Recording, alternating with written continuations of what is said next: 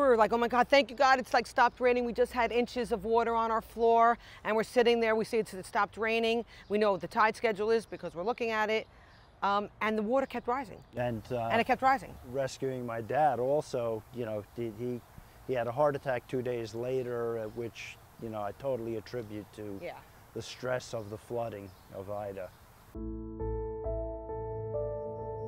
We live on Elliot. And we were devastated by not only Hurricane Ida, which was most devastating, but 2007, we did get water in our first floor in this part of the house, which was probably about 6 inches, where we had to replace all of the flooring.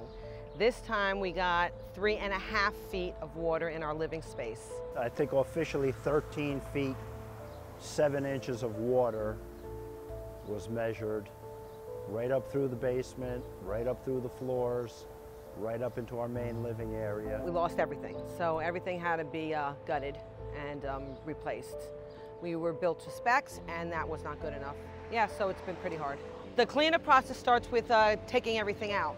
Then it is looking through that and lining up of our garbage that wasn't garbage. It was so overwhelming, and then once everything is out, then you have to demolish. Coming to your living space and your first floor is devastating. We still have a home that's unlivable. We have FEMA. We have to have FEMA through our mortgage.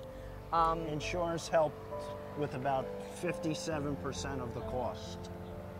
Yeah.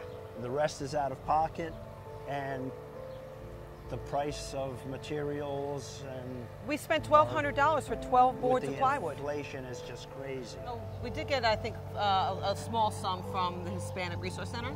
We did? Yeah, we did. A small sum, but the Fuller Center, was very, used to be called Habitat for Humanity, was instrumental. Fantastic. Well, they volunteered their time and their materials. Volunteers here to help us clean up. I went to find them. Stuff out.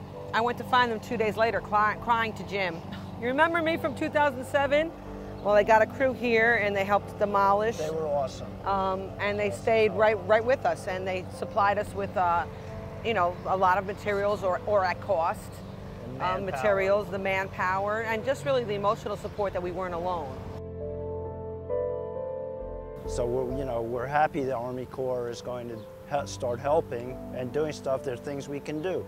We can clean up, and we can, you know. There's not things we can do. They know what to do. They're just not doing it because who's paying for it?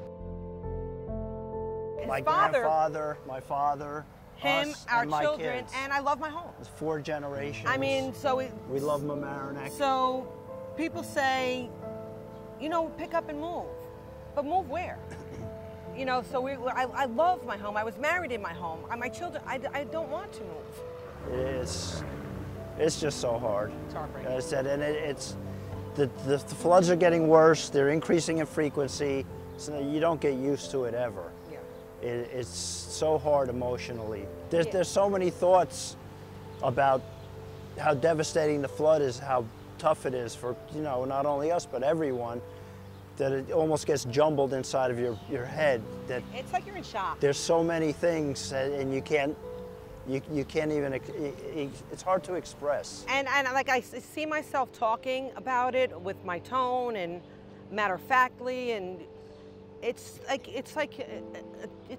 you're living in this horror dream.